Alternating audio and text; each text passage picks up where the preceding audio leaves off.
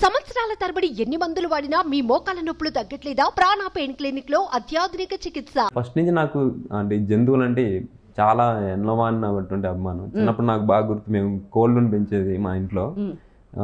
వాటిని మా నాన్నగారు ఏంటంటే మామూలుగా ఇంట్లో పెంచిన కోళ్ళని కోసుకొని ఇట్లా ఇట్లా తింటా ఇట్లా చేస్తుంటారు రైతులు వాళ్ళు వీళ్ళు వాటిని. కానీ నేను అది కొయ్యనీయలేదు మా నాన్నగారిని. ఏడుస్తానే ఉన్నా స్కూల్కి వెళ్ళా అప్పట్లోనే. ఇంకా కోసుకుందాం అది ఇది అని అంటే, లేదు నేను స్కూల్కి కూడా వెళ్ళనని చెప్పి ఏడుస్తూనే ఉన్నా. ఏడుస్తుంటే పోరా నువ్వు జిడ్డులా తలుపుతున్నావు వదిలేసాడు. సో అప్పటి నుంచి ఆ అప్రోచ్ ఉండేది. కానీ అది బలంగా ఇంకా ఇంకా ఇంకా ఎట్లా పెరిగిందని అంటే, రీసెంట్గానే ఒక 10 days బ్యాక్, అంటే నాకు ముందు నుంచి జంతువులు నేను అప్పుడు కానిస్టేబుల్ చేసేటప్పుడు నైట్ పెట్రోలింగ్స్ ఉండేవి. అప్పుడు నైట్ పెట్రోలింగ్స్ బీట్స్ ఇట్లా ఉంటాయి అనమాట. ఆ బీట్స్ అప్పుడు ఏంటంటే జనాలు ఎవరు ఉండరు.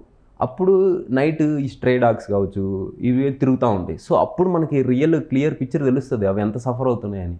అదేవిధంగా కొన్ని హైవేస్లో అయితే యాక్సిడెంట్ అవుతాయి. ఈ బర్రెలు, ఆవులు ప్లస్ ఈ కుక్కలు ఇటువంటి నైట్ అయితే తిరుగుతుంటాయో వాటిని వెహికల్స్ కొట్టేస్తాయి, వెళ్ళిపోతాయి.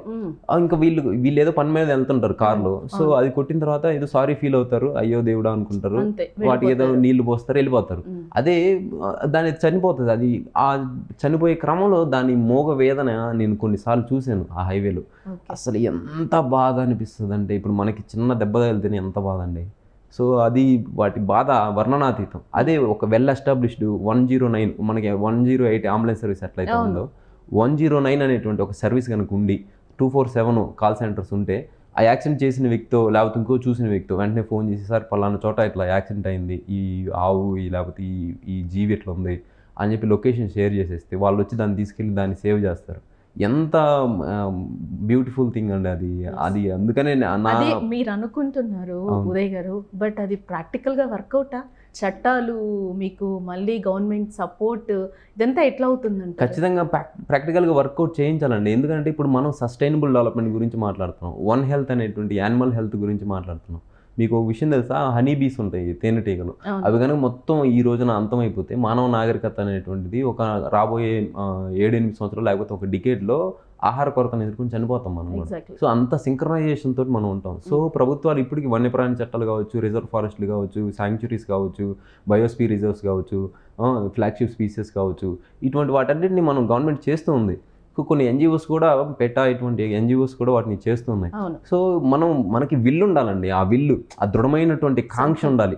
ఈ దృఢమైనటువంటి కాంక్ష, ప్రతి జీవిలో దేవుడు ఉంటానటువంటి ఒక తాత్వికమైన దృక్పథం ఉండి వాటిని సంరక్షించాలి అనేటువంటి వాటి బాధను కూడా మనం అర్థం చేసుకునేటువంటి మనసు ఉండాలి. సో అటువంటిది రీసెంట్గా నాకు రిజల్ట్స్ రావడానికి 10 రోజుల ముందే నేను వెళ్తుంటే ఒక ఎద్దుని కార్తో కొట్టేశారు. సో కొట్టేసి అది పక్కన పడేస్తే వాళ్ళు అందరు చూస్తున్నారు, దానికి ఏదో నీళ్ళు పోస్తున్నారు. నేను బస్సులో వెళ్తా ఉన్నా, వాడపల్లి వెళ్తూ ఉన్నాను. నేను వెళ్తూ ఉంటే అక్కడ చూసి బస్సులో నేను మా కజిన్ దిగి అక్కడికి వెళ్ళి చూస్తే వాళ్ళకి పక్కనే హాస్పిటల్ ఉంది, జస్ట్ 100 మీటర్స్లో పశు వైద్యశాల ఉంది. అది వాళ్ళకి తెలియలా. నేను బస్సులో ముందుకెళ్తా ఆపు అంటే వాళ్ళు తీసుకెళ్ళి ఎగ్జాక్ట్గా వైద్యశాల ముందు ఆపారు. సో ఆడ నుంచి నేను పరిగెత్తుకుంటూ వచ్చి దాన్ని తీసి ఒక ట్రాక్టర్ని ఆపి దాన్ని తీసుకొని హాస్పిటల్కి తీసుకెళ్ళాం. అక్కడ తీసుకెళ్తే వాళ్ళు కొన్ని ఇంజెక్షన్స్ చేశారు. 24 hours అయితే కానీ మేము చెప్పలేమండి దాన్ని అన్నారు. అన్న తర్వాత అది ఎంత మోగవేదన అనిపిస్తుంది. నేను దాన్ని చేసి కానీ చివరికి దాన్ని రక్షించలేకపోయాను నేను. ఎందుకంటే అప్పటికే 3 hours అయిందని చెప్పారు. నేను చూసే టైం ఉండుంటే గోల్డెన్ అవర్ ఉంటుంది ప్రతి మనిషికి, అంటే యాక్సిడెంట్ అయినప్పుడు సేవ్ చేస్తే ఎంత మంచి. వాటి రుణం ఎలా మనం తీర్చగలుగుతాం. వాటి మోగ వేదన మనకి ఏదైనా ఇబ్బంది అయితే అబ్బా అనుకుంటాం. సో వాటికి అవి చెప్పలేవు. అందుకని ఇప్పటికీ నేను మీ వేదిక, అంటే మీడియా అన్ని వేదికల తరపున రాష్ట్ర ప్రభుత్వాలని, తెలుగు రాష్ట్రాల ప్రభుత్వ ముఖ్యమంత్రి గారిని రిక్వెస్ట్ చేసేది, ఇది ఎలక్షన్ టైము. సో మీ మేనిఫెస్టోలో ఈ 109 ప్రజలకు ఏ విధంగా సేవ చేస్తారు, అదేవిధంగా జంతువులకు కూడా ఈ 109ని తీసుకొస్తామని మీ మేనిఫెస్టోలో పెట్టండి. ఏ ప్రభుత్వం అయితే తీసుకొస్తుందో ఆ ప్రభుత్వానికి నేనైతే నా ఓట్ని క్యాస్ట్ చేస్తాను.